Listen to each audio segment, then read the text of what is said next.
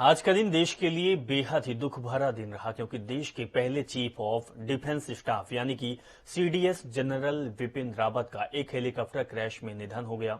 Helicopter crash बुधवार को तमिलनाडु के कुन्नूर में दोपहर करीब 12:20 पर हुआ। हेलीकॉप्टर में जनरल रावत की पत्नी मधुलिका रावत समेत सेना के 14 लोग सवार थे, जिनका निधन हो गया। बताया जा रहा कि हादसे के बाद सभी घायलों को गंभीर हालत में वेलिंगटन के मिलिट्री हॉस्पिटल ले जाया गया था, जहां उनका निधन हो गया। यह हादसा तमिलनाडु के कोयम्बटूर और सुलूर के बीच हुआ। जनरल रावत एक कार्यक्रम में शामिल होने के बाद वापस लौट रहे थे। हेलीपैड से 10 मिनट की दूरी पर घने जंगलों के बीच हेलीकॉप्टर क्रैश हो गया और हादसे की वजह खराब मौसम बताई जा रही है। हालांकि जांच पड़ताल के बाद ही साफ हो पाएगा कि हादसा आखिर किस वजह से हुआ।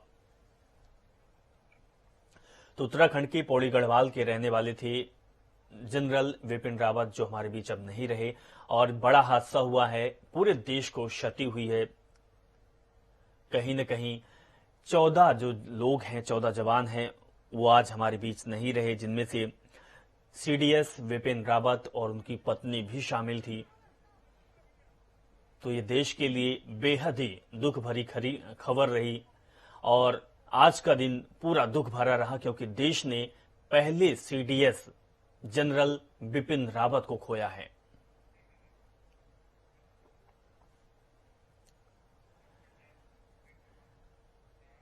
हेलीकॉप्टर क्रैश में सीडीएस विपिन रावत का निधन हो गया। जो हेलीकॉप्टर क्रैश हुआ उसमें 14 लोग सवार थे। सीडीएस रावत की पत्नी मधुलिका रावत भी हेलीकॉप्टर में सवार थी। घटना पर राष्ट्रपति रामनाथ कोविंद, पीएम मोदी और रक्षा मंत्री राजनाथ सिंह, सीएम योगी आदित्यनाथ समेत तमाम नेताओं ने दुख जताया है। आपको बता दें कि दर्दनाक हादसा तमिलनाडु के कुन्नूर के पास आज दोपहर को हुआ। वहीं कानपुर में युवाओं ने सीडीएस विपिन रावत को मशाल जलाकर श्रद्धांजलि दी।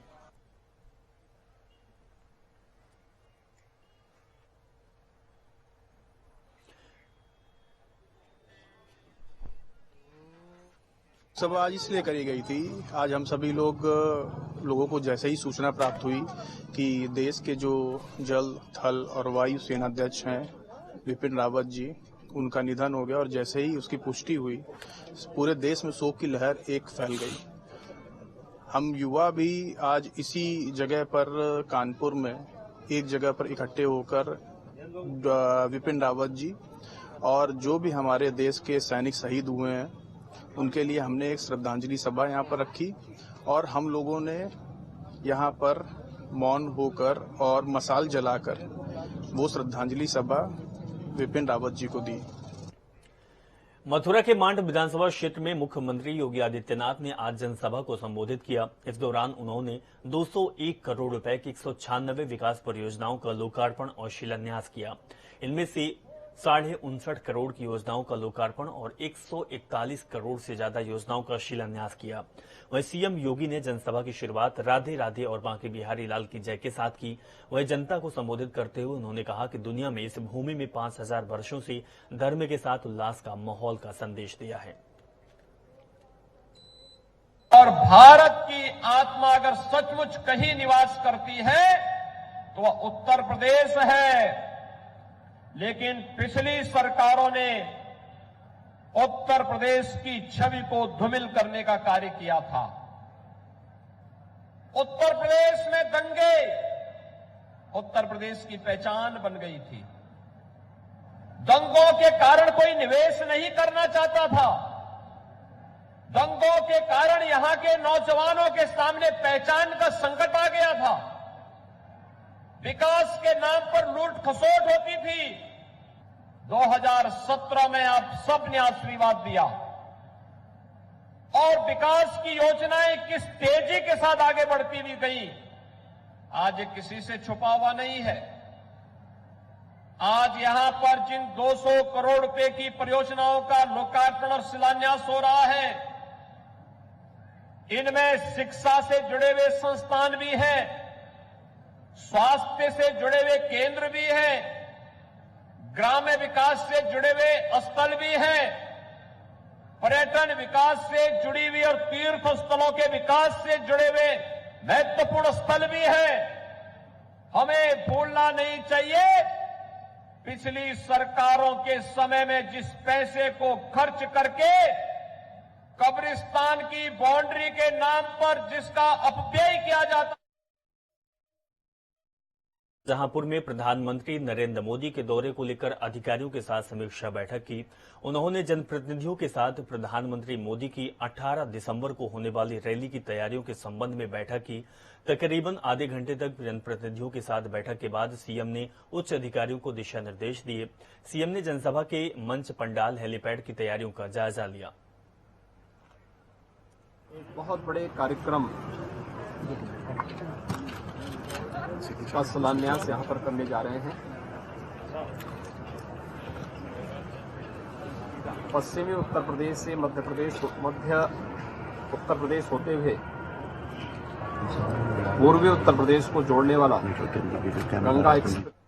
कांग्रेस महासचिव प्रियंका गांधी ने यूपी चुनाव 2022 के लिए महिलाओं के लिए अलग से घोषणा पत्र जारी कर दिया है। इस मौके पर उन्होंने महिलाओं को सरकारी नौकरियों में 40% आरक्षण देने सहित कई बड़ी घोषणाएं की। प्रियंका गांधी ने मीडिया को संबोधित करते हुए कहा कि कांग्रेस पार्टी ने ही देश को पहली महिला प्रधानमंत्री दिया। अब जरूरी है कि महिलाओं को राजनीति में हिस्सेदारी दी जाए। ये कांग्रेस ही काम करेगी। उन्होंने भी कहा कि कांग्रेस ने 40% सीटों पर महिला उम्मीदवार उतारने का निर्णय लिया है। उन्होंने उम्मीद जताई है कि एक दिन संसद और विधानसभाओं में महिलाओं की 50% हिस्सेदारी होगी।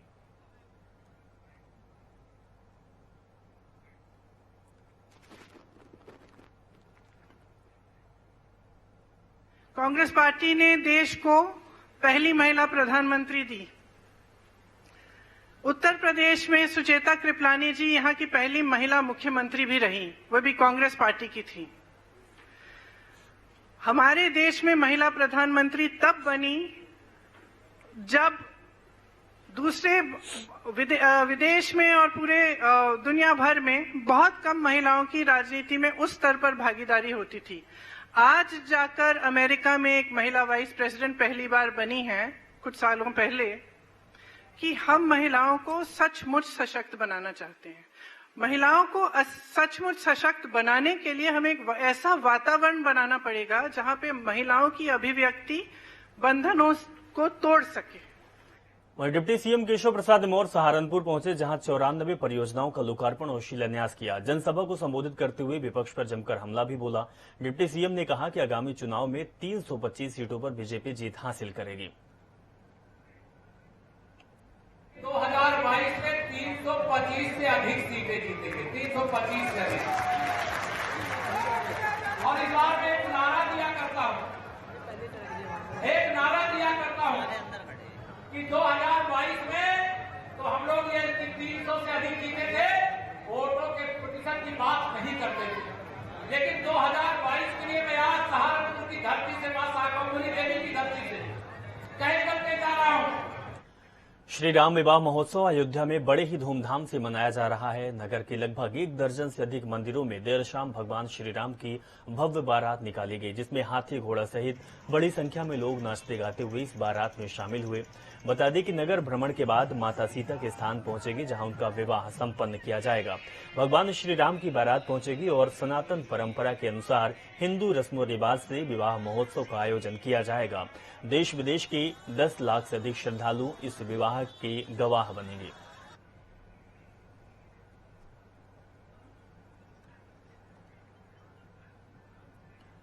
उत्तराखंड के मुख्यमंत्री पुष्कर सिंह धामी ने हेलीकॉप्टर दुर्घटना में सीडीएस जनरल बिपिन रावत, उनकी पत्नी मधुलिका रावत और अन्य अधिकारियों की आकस्मिक मृत्यु पर गहरा दुख व्यक्त किया है। बिपिन रावत के आकस्मिक निधन पर प्रदेश में 3 दिन यानी कि 9 दिसंबर से 12 दिसंबर तक का राजकीय शोक रहेगा।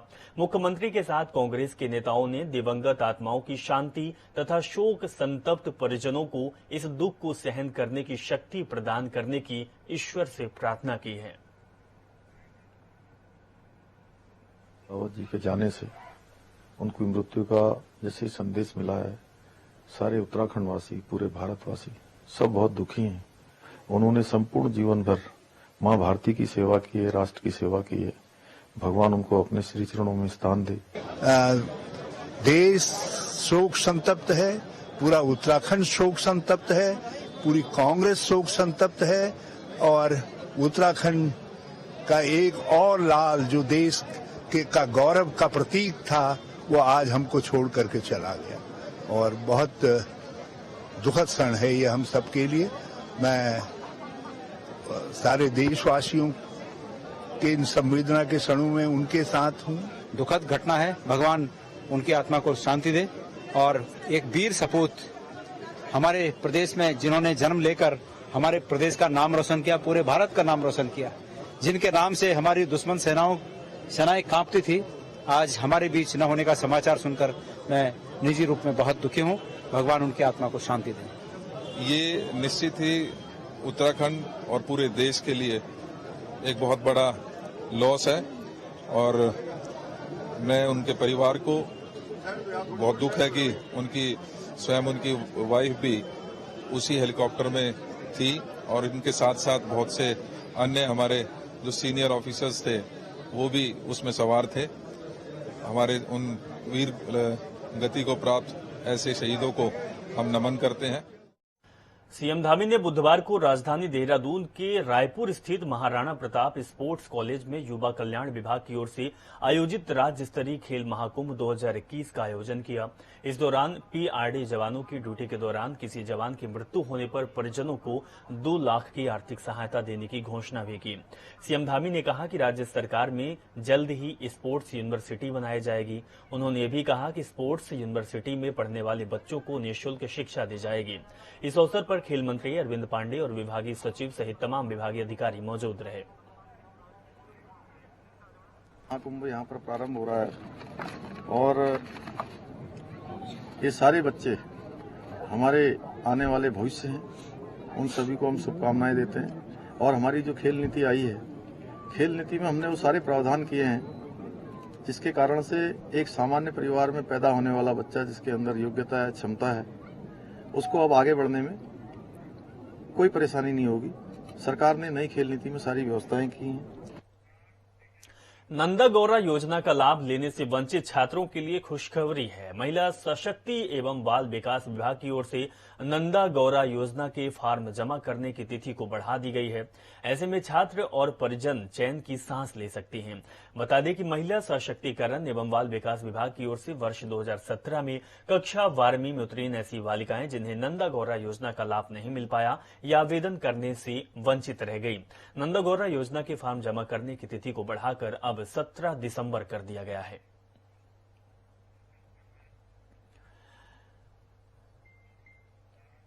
बढ़ती महंगाई और बेरोजगारी को लेकर यूथ कांग्रेस कार्यकर्ताओं ने आज हल्द्वानी के बुद्ध पार्क में केंद्र और राज्य सरकार के खिलाफ जमकर नारेबाजी कर पुतला दहन किया है। इस दौरान यूथ कांग्रेस के कार्यकर्ताओं ने कहा कि महंगाई और बेरोजगारी में राज्य की जनता को किसी तरह से कोई लाभ नहीं मिला। प्रदेश के युवा आज भी बेरोजगार हैं। पहाड़ों से लगातार पलायन हो रहा है। महिलाओं की रसोई का बजट महंगाई के चलते बिगड़ गया है। पेट्रोल डीजल के दाम बढ़े हुए हैं। ऐसे में आम आदमी अपने को ठगा सा महसूस कर रहा है, जिसका विरोध यूथ कांग्रेस करता रहेगा। देश में महंगाई और बेरोजगारी से लोगों का जीवन त्रस्त है। मोदी जी लगातार उत्तराखंड में हवाई दौरे कर देवभूमि की भोली भाली जनता को बेवकूफ बनाने की कोशिश करने में लगे हुए, जिसका यूथ कांग्रेस विरोध करता है। लगातार यहाँ महंगाई की वजह से महिलाओं का बजट बिगड़ गया है और यहाँ की स्वास्थ्य व्यवस्था। सचिवालय कर्मचारियों की हड़ताल को लेकर शासन के नो वर्क नो पे के आदेशों के बाद कांग्रेस सरकार पर हमलावर है। पूर्व सीएम हरीश रावत ने सरकार पर तानाशाही का आरोप लगाते हुए कहा कि सरकार नो वर्क नो पे के आदेशों को जल्द ही वापस ले। बताते चले कि गैरसैंण में शीतकालीन सत्र न होने के चलते और सरकार के रवैये के विरोध में 10 दिसंबर को हरीश रावत गैरसैंण में सांकेतिक उपवास करेंगे। सरकार उत्तराखंड के इतिहास में कर्मचारी उत्पीड़न के लिए जानी जाएगी और मैं घोर रूप से निंदा करता हूं जो इन्होंने ये धमकी दी है कि नो वर्क नो पे वर्क। ये तानाशाही नहीं चलने दी जाएगी और ये धमकी वापस होनी चाहिए। और नहीं तो मैंने तय किया है कल पहले मैं सांकेतिक उपवास रखूंगा और उसके बाद जरूरत पड़ी तो गांधी जी की मूर्ति के सामने कांग्रेस उपवास रख। भाजपा प्रदेश कार्यालय में संगठन और सरकार की बड़ी बैठक का आयोजन किया गया, जिसमें सीएम पुष्कर सिंह धामी ने भी संगठन से बातचीत की। वहीं सरकार के बाद प्रदेश प्रभारी सह प्रभारी ने उत्तराखंड भाजपा के वरिष्ठ नेताओं के साथ चर्चा की। बैठक के बाद प्रदेश अध्यक्ष मदन कौशिक का कहना है कि आगामी दिनों में बीजेपी के सभी नेता 60 से 70 हजार छोटी छोटी बैठकों में शामिल होंगे। वहीं पन्ना प्रमुखों के साथ भी बैठकों का सिलसिला अब तेज किया जाएगा। प्रदेश के अंदर लगभग छोटी और 60-70 हजार छोटी बैठक का एक अभियान हम लोग चलाएंगे। हर नेता को 10 लोगों की, 12 लोगों की, 15 लोगों की, इस तरह की बैठक भी हम लोगों को करनी है। उस पर भी हम अभियान बहुत बड़ा लेंगे। हमें विधानसभाओं के अंदर पन्ना प्रमुख सम्मेलन ये भी हम लोग करने वाले हैं। चलो, इस खबर के साथ फिलहाल इस बुलेटिन में बस इतना ही। आप देखते रहें जनता टीवी। नमस्कार।